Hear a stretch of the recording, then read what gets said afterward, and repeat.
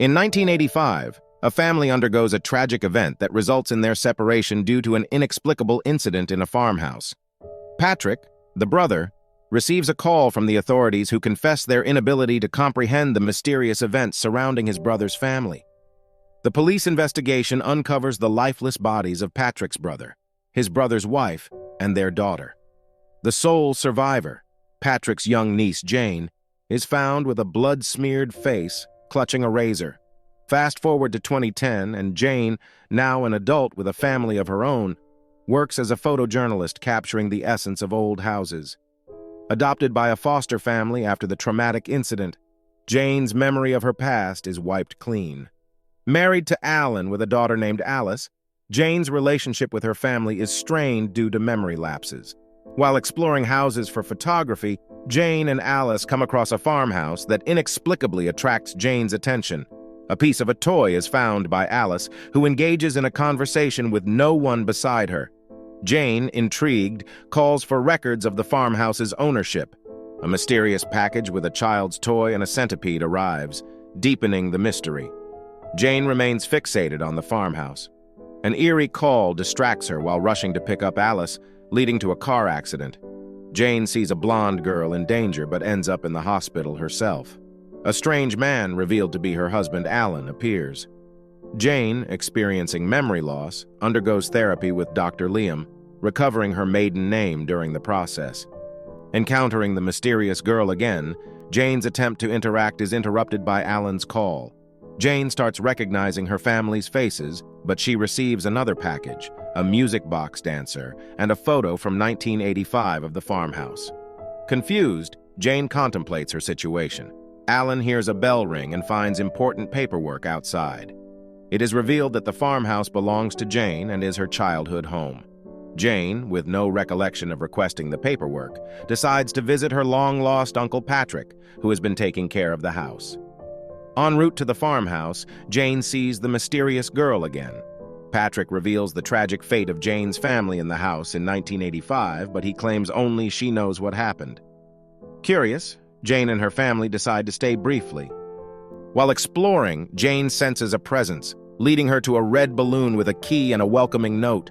The house seems to invite her back home. Jane learns of a town rumor that she killed her family in 1985. A phone call from Liam claiming an appointment raises suspicions when she sees him in a shop, only for him to vanish. Disturbed by the experience, Jane finds another package in her car containing a half-picture of her childhood, leaving her puzzled. At home, Alice leads Jane to an unsettling scene with voices, a little girl with a hammer, and a blurred image of a young lady. Jane encounters her younger self with a blade. As Jane runs back to her bedroom, the little girl claims Jane has come to find them. As Jane hides in the wardrobe, the little girl appears, wrapping her hands around Jane's neck. A struggle ensues, with Jane ultimately gaining the upper hand, choking the girl. Abruptly, she finds herself in Alice's bedroom, snapping out of the dream when Alice wakes up and questions her actions. Jane instructs Alice to go back to bed and, on the brink of panic, leaves the room. Returning to her bedroom, Jane finds Alan still asleep with nothing under the bed but the Jack toy on the floor. The next day, urgently seeking answers, Jane talks to Patrick about her family's tragic demise. Patrick reveals that her brother, though having a temper, never harmed his family. Jane holds the truth, clouded by a past head injury. During breakfast, Alice casually attributes her sleep disturbances to her spirit friend, Susie. Before Jane can inquire further, Alan interrupts. Later, when Alan takes Alice out, Jane uses the key from the red balloon to unlock a mysterious door. Behind it, she discovers a locked fairy box and a picture of her younger self with Susie, her believed-to-be sister. While observing the picture, she sees Susie sneaking into the cottage, prompting Jane to follow and uncover the truth. Jane finds interesting items, a pocket knife, an inhaler, and a music box key. She hears Susie's voice, and Susie warns her of an approaching monster, urging her to hide under the chair house. Meanwhile, Alice tells Alan about a kind lady in her dreams teaching her a fairy song. Jane, attempting to leave, gets caught in magically enlarged sheets, landing in a cornfield with an open gift box containing an old razor. Deciding to return home, Jane, before leaving, sees Alice running toward the cottage and follows. Inside, she encounters Susie, who claims they can't let her leave just as Alice appears.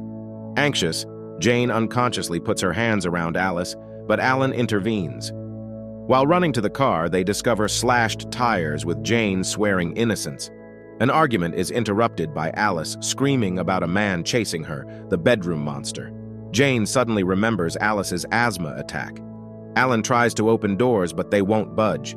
Jane steps back, causing the door to open, but it slams shut, leaving her alone. Seeking answers, Jane finds a paper instructing her to play tag with the spirits. She walks through memories, seeing Susie's bedroom and the music box. Using the key, Jane opens the fairy box, finding a torn family picture and realizing Liam might be her dad.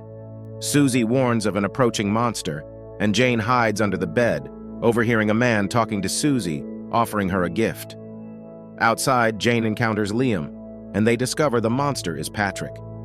Jane finds herself under the bed, witnessing a younger version seeking refuge from Patrick. Jane runs out, colliding with Liam on the staircase. They tumble down, resulting in Liam's death and Jane's head injury erasing recent memories. As Jane regains consciousness, she finds herself covered in blood, holding the blade. Liam is revealed as a ghost. Scenes with Jennifer in a vintage shop and Liam in the hospital were illusions.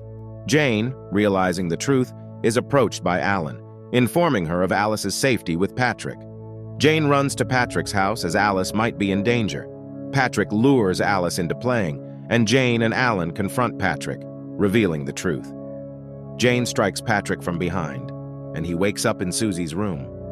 Jane leaves him there, locked, for the ghosts to have their revenge. The movie concludes with Alan, Alice, and Jane at the cemetery, bidding farewell to her dead family, setting them free.